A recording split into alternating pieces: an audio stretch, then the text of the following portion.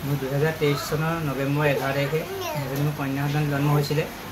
জন্ম হৈ যোৱাৰ পিছতে এমাহমান থকাৰ পিছতে মোৰ মানুহগৰাকী পেট বিষ আৰু বুকু বিষ হৈছিলে।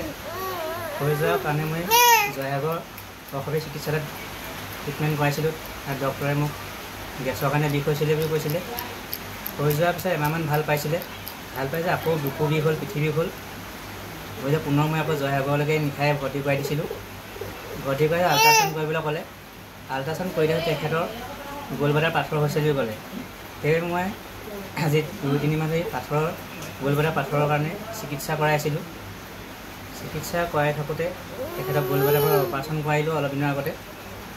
কৰি যোৱা ধৰা পিছত তেখেতৰ মোৰ মানুহগৰাকী মানে লিভাৰটো আপোনাৰ ডেমেজ হৈ গৈছে। ডেমেজ হৈ যোৱাৰ পিছত মই ডিব্ৰুগড়তো ভৰ্তি কৰাইছিলোঁ। তাতো মই সমস্ত টকা পইচা খৰচ কৰি আদায় কৰি দিলোঁ।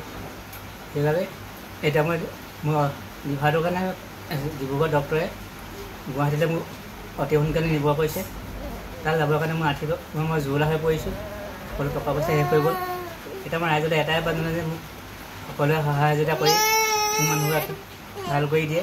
আৰু লগতে মই অসম চৰকাৰ তথা মুখ্যমন্ত্ৰী মহোদয়ক অনুৰোধ কৰিম যে মোৰ মানুহক উন্নত চিকিৎসাৰ বাবে এটা সহযোগ কৰে, লগতে আৰ্থিকভাৱে তেখেতে যাতে মোক সহায় কৰে। এয়ে মই অসম চৰকাৰলৈ বিশেষভাৱে আহ্বান জনাইছোঁ। ঘৰ, অফিচ, গুদান আদি সলনি কৰাৰ কথা ভাবিছে নেকি? পিছে সলনি কৰিব হয় সকলো বস্তু এঠাইৰ পৰা আন ঠাইলৈ সহজে নিয়াটো জানো সম্ভৱ? চিন্তা তাতেই নহয় জানো? কেৱল ঘৰ অফিচে নহয়, ডাঙৰ ডাঙৰ মেচিন, বাইক, ডাঙৰ ডাঙৰ গাড়ীকে ধৰি সকলো বস্তু। পিছে এতিয়া আৰু চিন্তাৰ কোনো কাৰণ নাই। আপোনাৰ এটা মাথো ফোন কলতে সমাধান হৈ পৰিব এনেসমূহ সমস্যা। আপোনাৰ কাষত আংকুশ কাৰ্গো পেকাৰ্ছ এণ্ড মুভাৰ্ছ সমগ্ৰ ভাৰততে প্ৰভাইড কৰে ডোৰ টু ডোৰ ছাৰ্ভিচ। গতিকে দেৰি কিহৰ? এতিয়া যোগাযোগ কৰক 9957630102 অথবা 9546214823 নম্বৰত।